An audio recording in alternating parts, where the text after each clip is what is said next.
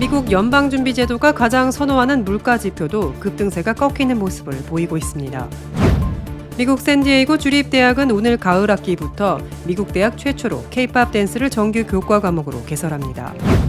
미국 내 히스패닉 교회 수 증가가 도드라지고 있습니다. 얼마간 미국 정치의 주 무대에서 다소 밀려나는 듯했던 도널드 트럼프 전 대통령이 소셜미디어 계정 정지가 잇따라 풀리고 지지율이 다시 오르며 뚜렷한 반등세를 보이고 있습니다. 교통 단속 중이던 경찰관들이 흑인 운전자를 집단 구타해 숨지게 한 상황이 담긴 영상이 27일 공개됐습니다.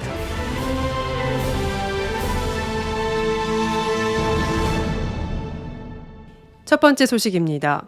미국 연방준비제도가 가장 선호하는 물가지표도 급등세가 꺾이는 모습을 보이고 있습니다.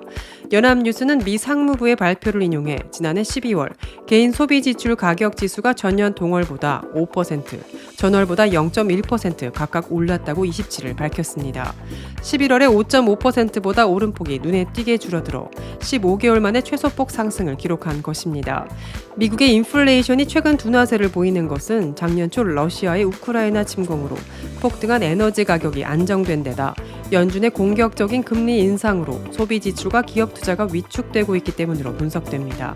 상무부에 따르면 12월 개인 소비 지출은 전월보다 0.3% 감소했고 특히 상품 소비 지출은 0.9% 급감했습니다.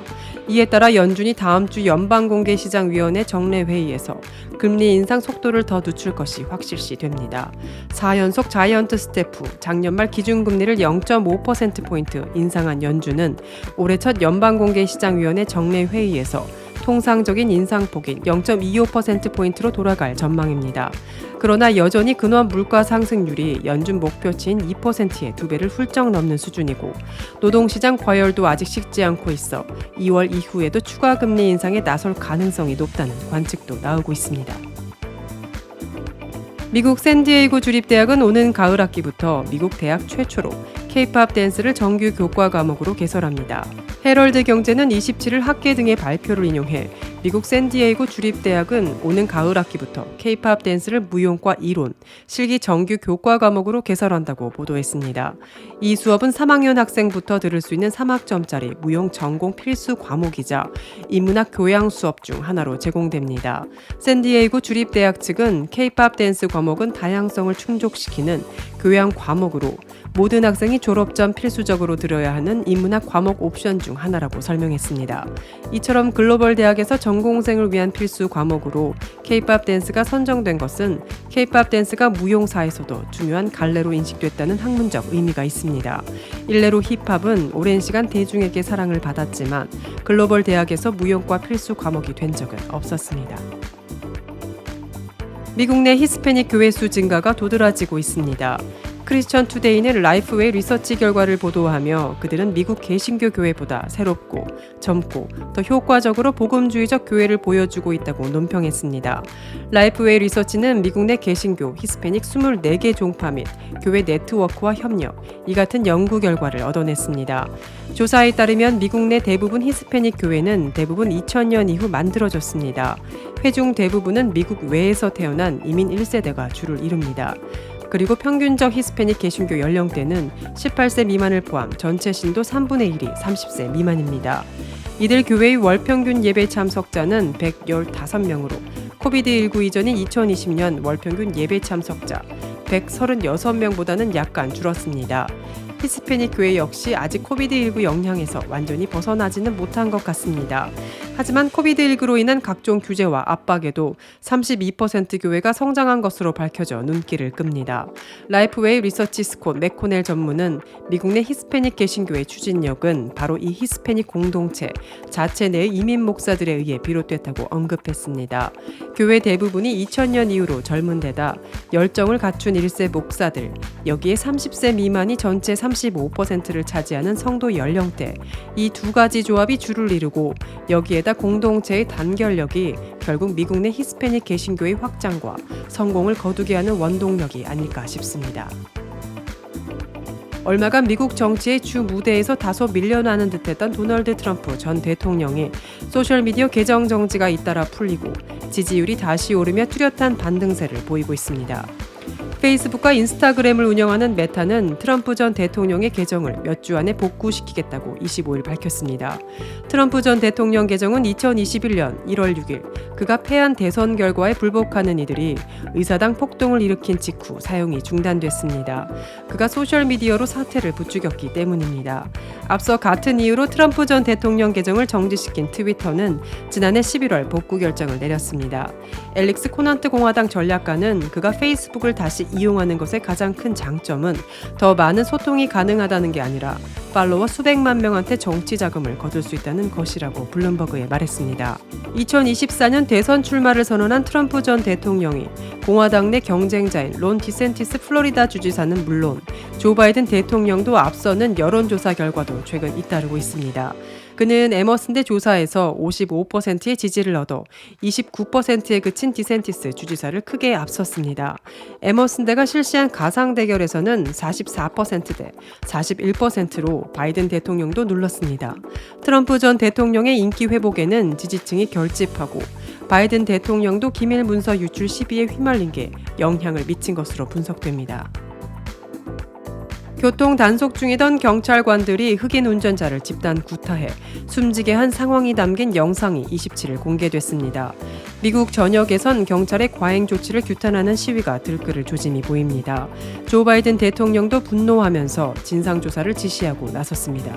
국민일보는 AP통신 등 외신들이 27일 미국 테네시주 멤피스 경찰이 지난 7일 흑인 청년 타이어 니콜스를 때려 사망에 이르게 한 당시 상황이 담긴 약 67분 분량의 보디캠 영상을 공개했다고 보도했습니다. 공개된 영상을 보면 지난 7일 오후 8시 30분 난폭 운전으로 정지 지시를 받아 길가에 정차한 뒤 차에서 끌어내려져 폭행을 당했습니다. 현장에서 니콜스에게 폭행을 가한 경찰관 5명은 모두 흑인이었습니다. 니콜스는 체포 후 고통을 호소하며 병원으로 옮겨졌고 사흘 뒤인 지난 10일 심부전과 심장마비로 숨졌습니다. 니콜스는 희귀 질환인 크론병을 앓고 있었다고 합니다. 크론병은 입부터 항문까지 모든 소화관의 만성염증을 일으킬 수 있는 만성염증성 장질환입니다. 경찰관들은 사건 이후 모두 해고됐고 이들은 2급 살인 혐의 등으로 기소됐습니다. 세를린 데이비스 멤피스 경찰서장은 AP 인터뷰에서 경찰관들의 행동은 악랄하고 난폭했으며 비인도적이었다고 사과했습니다. 이날 멤피스와 워싱턴 DC, 보스턴 등 도시에서는 경찰의 과잉 진압에 항의하는 시위대가 거리에서 행진을 벌였습니다. 미국 내에서 이번 사건이 2020년 5월 미네소타주에서 비무장 상태였던 조지 플로이드가 경찰의 과잉 진압으로 사망했을 당시와 마찬가지로 전국적인 항의 시위를 불러올까 우려하는 분위기도 감지됩니다.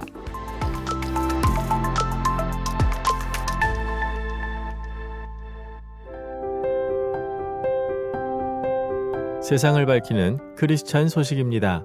이번 썬댄스 영화제에 출품된 매들린 개빈 감독의 영화 비욘드 유토피아는 코로나19 직전 탈북민 가족의 구출 과정을 담고 있습니다.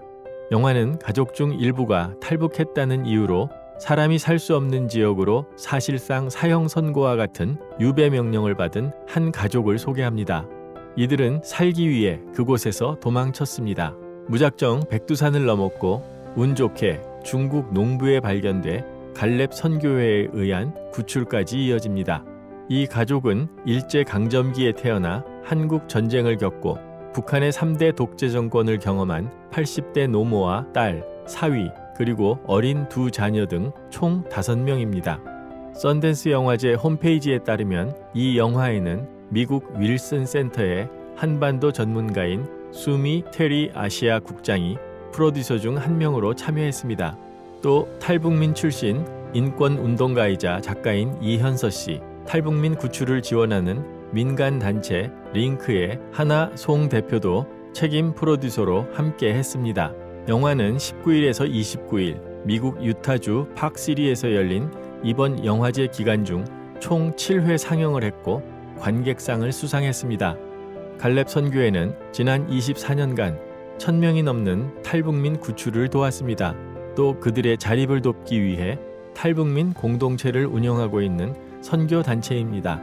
북한의 실상을 알리기 위해 북한 내부에서 촬영된 영상을 세계 유수 언론사와 공유하고 있으며 궁극적으로 복음 통일을 위해 노력하고 있습니다. 이 영화를 제작한 매들린 개빈 감독은 아프리카 콩고 민주공화국 내 성폭력 피해 여성 공동체의 치유와 회복 과정을 그린 넷플릭스 다큐 영화 기쁨의 도시로 여러 영화제 수상 경력이 있습니다.